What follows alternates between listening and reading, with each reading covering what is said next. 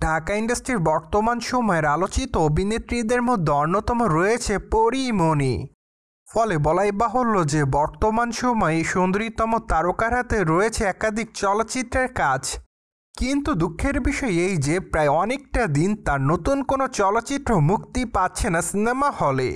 তাই তো বলাই বাহুল্য যে পরীমণির অভিনয় তার দর্শকরা চলচ্চিত্রের পর্দায় অনেকটাই করছে মিস। যাই হোক, বর্তমানে এই তারকা যেমন চলচ্চিত্র শুটিংয়ের কাজ নিয়ে ব্যস্ততার মধ্যে রয়েছে, ঠিক তেমনি তিনি তার ছেলে মেয়েকে নিয়েও খুব ব্যস্ততার মধ্যে রয়েছে, যার প্রমাণ অবশ্য মাঝে মাঝেই সামাজিক যোগাযোগ মাধ্যমে পাওয়া যায়। এদিকে অবশ্য সম্প্রতি পরীমণি জানিয়েছে যে আমি এখন পূর্ণ পিয়মের মা বটে, তবে আরও ৯৮টি বাচ্চার মা হতে চাই। মোট ১০০টি বাচ্চার মা হয়ে ওদের দেখভাল করতে চাই। সম্প্রতি পরীমণির মুখ থেকে কথা শোনার পরে এইটুকু অনুমান করা যাচ্ছে যে তার মাতৃত্বের স্বাদটা খুব ভালো লাগে, যার প্রেক্ষাপটে তিনি আরও সন্তানের মা হতে চায়। তবে বিষয়টির জন্য সম্প্রতি অভিনেত্রী অনেকের কাছেই পাচ্ছে প্রশংসা, পাশাপাশি অনেকেই আবার অভিনেত্রীর এই বিষয়টি নিয়ে নানা রকম কুরুচিদায়ক মন্তব্য করেন।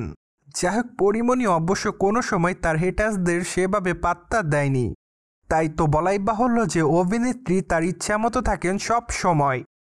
অন্যদিকে ঢালিউডের এই অভিনেত্রীকে সর্বশেষ কাজ করতে দেখা গিয়েছে ফেলুবংশী চলচ্চিত্রে। চলচ্চিত্রের পর্দায় তাকে গুরুত্বপূর্ণ একটি চরিত্রে দেখা গিয়েছিল অভিনয় করতে।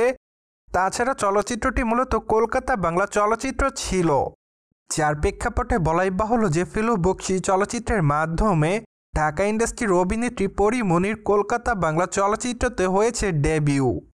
প্রসঙ্গত আগামী দিনে পরীমণির হাতে রয়েছে বেশ কয়েকটা চলচ্চিত্রের কাজ। তার মধ্যে থেকে অবশ্য অন্যতম রয়েছে ডোডোর গল্প। চলচ্চিত্র শুটিংয়ের কাজটি প্রায় অনেক দিন আগেই কমপ্লিট করেছে অভিনেত্রী।